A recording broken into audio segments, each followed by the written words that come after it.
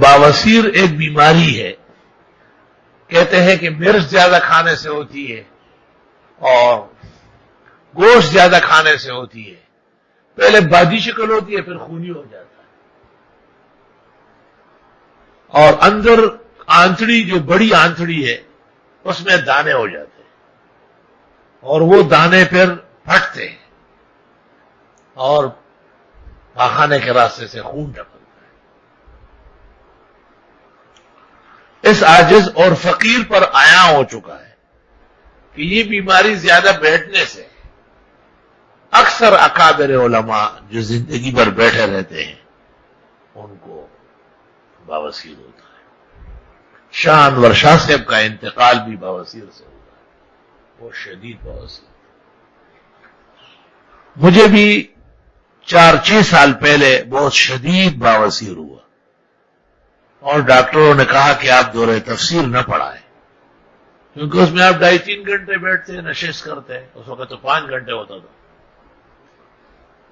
اور میں بھی بہت غمگین تھا، یہاں تک کہ مجھے امامت پر شبہ ہوا کہ مجھے امامت کرنا چاہیے یا نہیں، کیونکہ یہ بات تو صحیح نہیں. تو میں نے دعا مانگی، میں نے کہا کسی کے گھر کے چوکیدار کے ساتھ بھی ایسا سلوک نہیں ہوتا. خدا تو اکیلا ہی ہے، تیرا کوئی شریک نہیں. یہ بیماریاں آتی کہاں سے؟ آپ ہی تو بھیج رہے ہیں. اور میں نے جلال اور جذبات میں دعائیں مانگی اور زار و خطار رویا. اس رات کو 2 باتیں ہو گئی. ایک بات یہ ہوئی کہ مجھے طبیعت میں فرحت ہو گئی دعا کے بعد، اور میں نے پون گھنٹہ ٹہلائی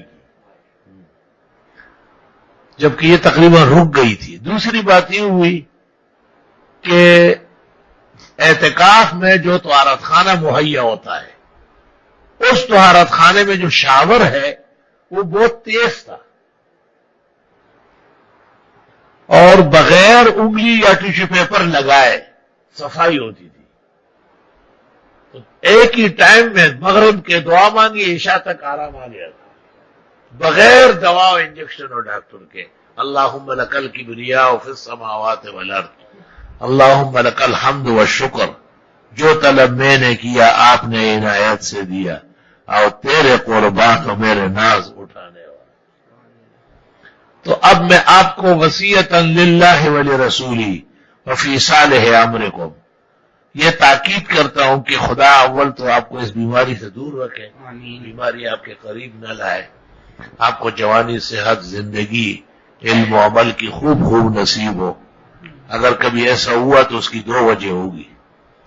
ایک وجہ انگلی لگانا یا ٹیشو پیپر لگانا، وہ بھی سبب ہے، اس سے بھی جراثیم پیدا ہو جائے. تو اس سے بعد آ جاؤ، زیادہ دیر لگو. یہ ان لوگوں کو تقریباً ہوتی ہے جو جلدی صفائی کر کے اٹھتے ہیں.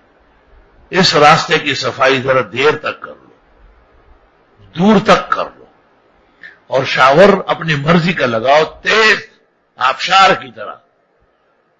ایسے میں نہیں کہ وہ جسے بھی پھاڑ دے، اتنا بھی نہ ہو، لیکن اتنا ہو کہ صفائی خوب ہو، آپ کو ٹیشو پیپر یا انگلی لگانے کی نوبت نہ آئے.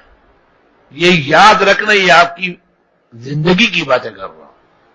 حکیم لقمان بھی آتا تو ادھر سے مجھے سلوٹ مارتا کہ آپ فرین ہیں. آپ کا، آپ نے طب اور حکمت کو ان لوگوں کو ایک ہی لمحے میں پڑھا لیا.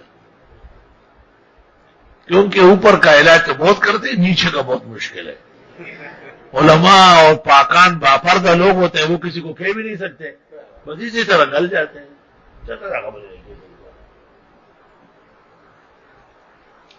ایک بزرگ کو میں نے سفر میں دیکھا تھا، بہت پردہ کرتا تھا، بہت پردہ کا چل لے، بواسیر ہے. شلوار چھپاتا تھا، شلوار پوری لال تھی اندر سے. میں نے کہا صحت چاہتے ہیں؟ وہ کیوں نہیں چاہتا ہوں؟ میں نے کہا کلمہ آپ بھی پڑھے ہو، میں بھی پڑھتا ہوں، جو میں کہوں گا اس پر عمل کرو گے فائدہ ہوگا. میں نے یہ 24 سال سے، میں نے کہا 24 اور 34 چھوڑ دیا. آپ کو حکیم اجمل خان اور حکیم لقمان سے بھی بڑا حکیم ملا ہے، عاجز و فقیر کے نام پر. اس سفر میں اس کی بیماری ختم ہو گئی.